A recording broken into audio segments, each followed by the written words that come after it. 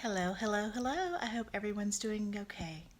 Um, well, happy holidays, and whichever you celebrate.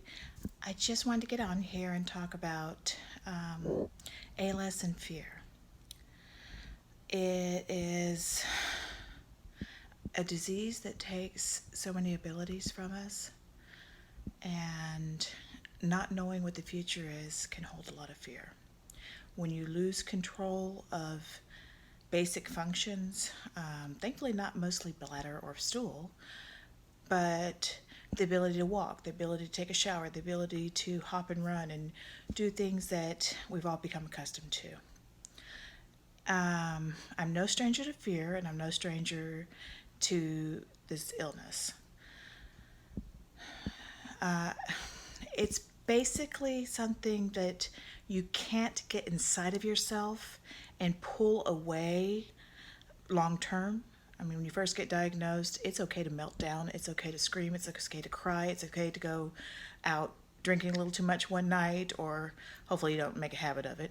But, you know, everybody deals with bad information their own way, and there's nothing wrong with the way that you deal it. But you have to be careful when you get an illness like this, something that's terminal, something that slowly will insidiously take your energy and your ability to move. You can't let it take your hope. Fear is a difficult emotion. We all experience it. I grew up with a loving father that was a Vietnam vet with post-traumatic stress disorder, and my mother is a brilliant woman that has probably some major issues. So, she was a holy roller and pray over you and you got sick. You didn't get to go to the doctor. I could tell you horror stories, but my childhood was very fearful. So it took me into my 20s and 30s to deal with overcoming fear. Oddly enough, in my 40s, I get diagnosed with ALS. As a nurse, I've seen patients at various stages of ALS. I've seen people that have lost all their ability to speak, to breathe. They are in trachs. They get fed by enteral feeding, and they can use the eye contact gaze wear. I remember working in the medical center and seeing a patient that had advanced ALS. And by blinks, he communicated to his wife. You never make a judgment. As a nurse, you never say what someone's going through. Oddly enough, in my head, it was like, I don't ever want to do that. If I ever get that way, please let me go. Everybody has different goals. I've seen that ALS can cause people a lot of loneliness if they get placed in a nursing home. One of my a YouTuber named Anthony that did the Ice Bucket Challenge is actually going through those issues of not being able to afford home care and fear of being put in a nursing home. I mean, that's a horrifying thing, and he's much younger than I am, so my heart goes out to them. There are true fears. I mean, you can die. American society, we're afraid of death. Why do you think there's so many flowers at funerals? With death, grief, and grieving the life you may have had if this wasn't a part of it, it's okay to grieve, but something known as anticipatory grieving is very, very painful, and it's actually very negative. Depression is very common when you go through this. Your life totally changes. It's okay. Express your emotions. Find a place or someone that you feel safe with and express them. Don't get stuck there. When I found out that I was diagnosed with it, I got on my knees and I wept. My father had the FTD with motor neuron disease, and I had an uncle that had ALS. I saw how my father suffered. I heard how my uncle suffered. He was in a different part of the country. It's horrible. It's not today. Grief your own mortality grief, the illness can be very isolating. You have to make sure you stay in contact with people. If you are having a major problem, talk to somebody. There are, the ALS Association has case managers that you can talk to. You can see somebody professional. If you are advanced into the disease, your care team may be able to have a social worker or a licensed counselor talk to you. Anything in life, if you think about it, nothing's guaranteed. I mean, yes, I have ALS. I could walk across the street and get hit by a car. I had heart issues right after the birth of my youngest child. I could suddenly have an arrhythmia and go. Nobody's guaranteed a certain amount of time.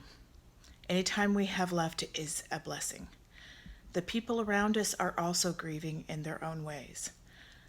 I had the issue with my childhood best friend, and, with a bunch of events that happened, she withdrew. She's finally coming back. I can tell you for Christmas this year, I've gotten a lot of blankets, but I'm not ready to sit down or lay down. I have found fear in a way to be a friend. It's into the unknown, and you can't actually say what's going to happen. Everybody's ALS that may have it, or everybody's life, nothing's written in stone. Everybody has unique experiences. If you close off, if you allow fear to be your master, it's going to be bitter and very painful for you to go through this.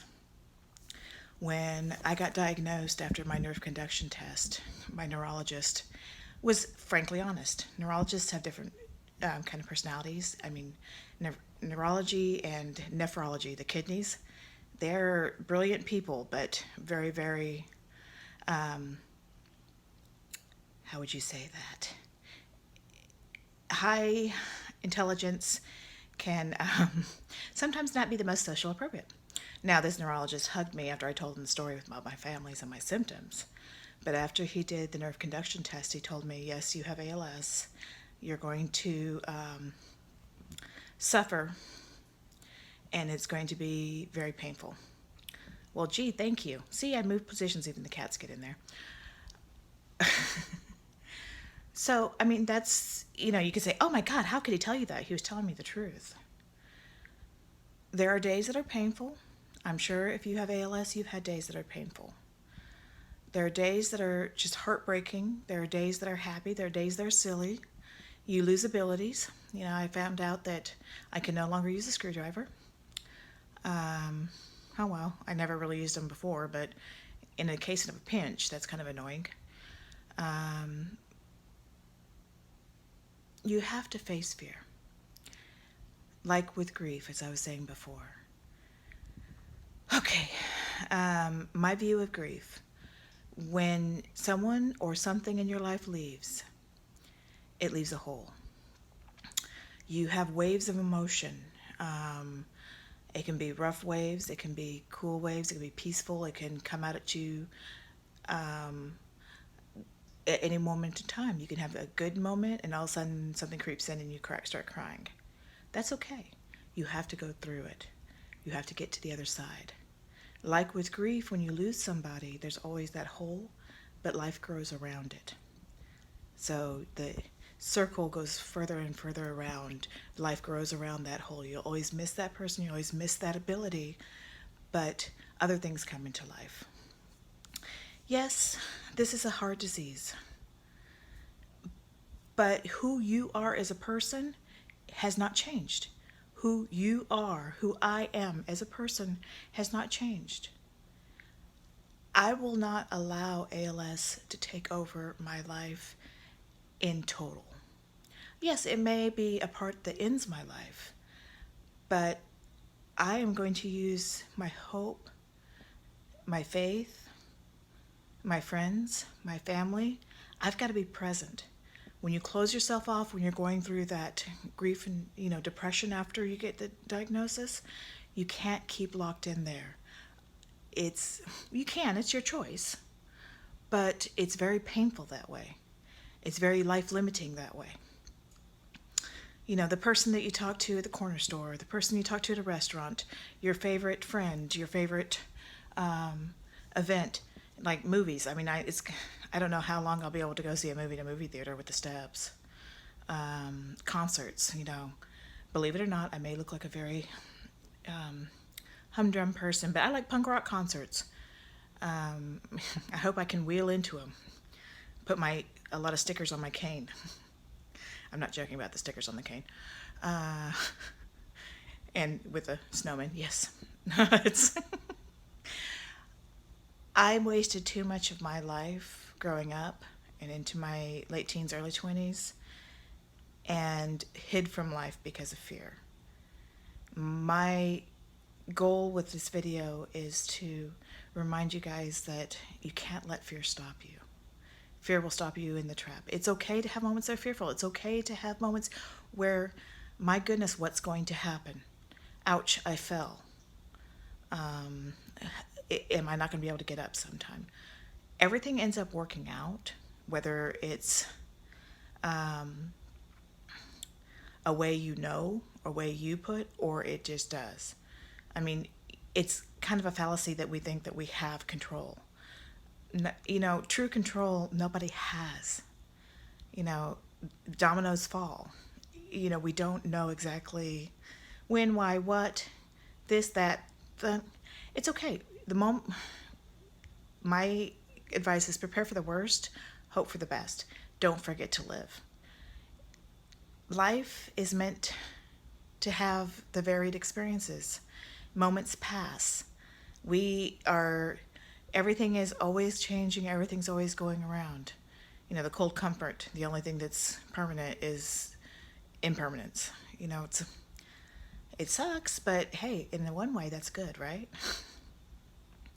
Please never lose hope. Please find something in your life that gives you happiness, something in your life that you can control. Whether we are blue or you have this. I mean, there's little things we can feel like we have control on, but the more you try to control, the more frustrated you're going to get. So make the plans, have your advance directives, talk to your family, talk to your friends who's going to be, your caregivers if you have the money to hire one, or if you have to get into a program to help you with it. That's okay.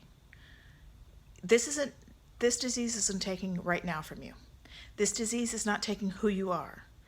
Don't let that stand in your way from actually enjoying the life you have right now, because things can change. Don't let fear stop you. It's your friend. If you think about it, it can expand your mind. It can change your experiences, and those can't all be negative. Explore those feelings, but don't get stuck. Don't close off. It's so important. That's a big thing. It's like have you noticed, I don't know if anyone else has noticed this, when you have something like this, so many people reach out to you, and me being kind of a person that doesn't like to ask too much from others, that's been kind of like, it's kind of like all the blankets for Christmas. Hey, I'm stocked up on blankets, anyone wants to come and stay. But it's when you have your independence, when you still can be as independent,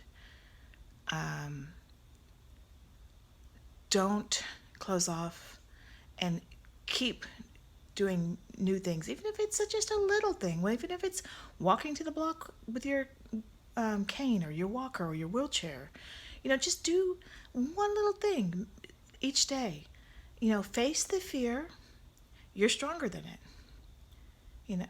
This is not, don't let the negative part outweigh and take you away from what you do have. Deal with it. If you have to go inside and have a meltdown somewhere and cry and scream, that's okay. You are allowed that. But I would advise, don't let it take over your life. Don't let the fear, don't feed it. Yes, I've seen what the end of ALS does. I have pronounced a patient that died from ALS. I have cared for patients with ALS. I know what my future is in the disease process if that's the way I go. I have a 7-year-old. I want her to have memories of me. I hope to live much longer. Um, I'm doing little things like I'm going to make videos for her, little memories. I'm trying to create the memories so she has those before I go. That's a heartbreak for me. That's one of the things I fear. I don't fear the suffering. I don't fear that because mentally I'm prepared for that, but I have hope. It's like, though my mother thinks that I'm going to get healed from it and everything's going to be okay and God's going to come back on this earth. Yeah. Would be, I'd love to be healed, but reality is there's no cure for it. Find the ways in your life you can healthy deal with this. Talk to a friend, talk to a professional, talk to your spouse, talk to your close people. Yeah. It's kind of like when I had my heart condition. I had the baby. I was 38, and it's a terrible pregnancy. I mean, I love my child. She was a surprise, but I had my gallbladder go bad in the second trimester. I ended up getting a lot of swelling. I had to go out on disability for a period of time for this, right at the very end of the pregnancy. I had the baby, and 5 days after, I had flash pulmonary edema. I almost died. And I was looking at a newborn. I mean, poor kid. I keep trying to die on her. But I know that after the heart condition, I've been managed. I went through that whole thing of, oh my God, I could die. Not wanting to, not doing that. You don't know when you come that close, how do you get back? Now, in this disease, it's going the opposite way. Can do to not be able to do. I'm not afraid to die. I just don't want to right now. If you have the fear of death, talk to someone that's a specialist on death. There are people there's something called the Death Cafe. It's local groups that meet and talk about death. There's the ALS Association support groups. There's support groups on Facebook. There's support groups online. Get those out. Sometimes you don't want to say something to someone that you really care about. I'm sorry, I'm going to move this. That it's hard. And when this disease is everything first forward in your mind, when you're letting it consume you, that's very, very real. When you don't have those other little experiences each day, talking to different people, doing something. I mean, for me, that's kind of, talking is the way I cope. So you can't let it take over your life. So when this is going on, face the death, face your experiences that you think, what fears you have of death. Read books.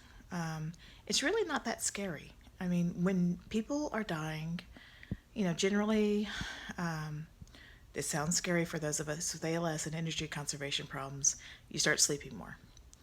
Towards the very end, you will know before anyone else knows you're going to die. You will know it in your heart, and you will feel it.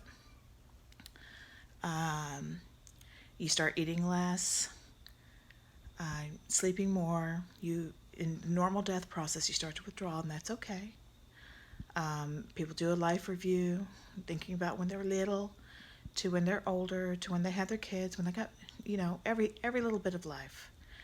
Then they go into a deep sleep. It's like a semi-conscious experience. Everyone's death is unique, just like our birth. No two births are exactly alike. No two deaths are exactly alike. No fingerprint is exactly alike. But generally, people start having breathing slower. They sleep more. You may see, if you're a caregiver, somebody talking to people that have already passed. That's okay. And pain can be managed. In our country, we do have hospice, which is 100% covered. If you're going the other way, trying to live every little bit, there are hospitals with ICUs. You will start breathing differently, shallow. You'll have pausing, which is like apnea, which is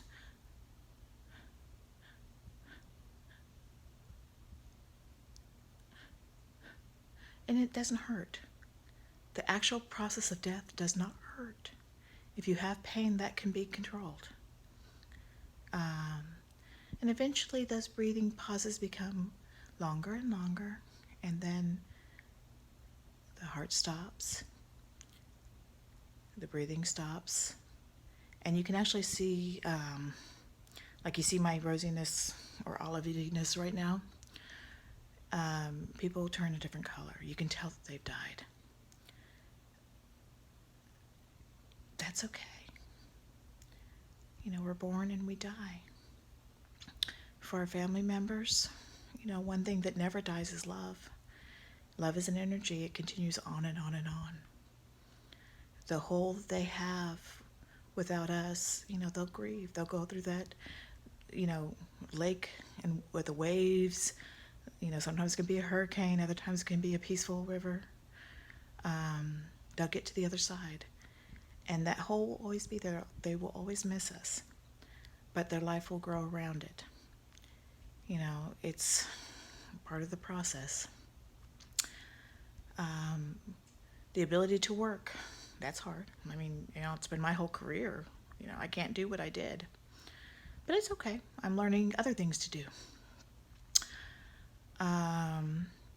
The ability to do this, you know, for ourselves, that can be hard, and especially learning how to depend on somebody else. That's the biggest challenge. Everything will work out.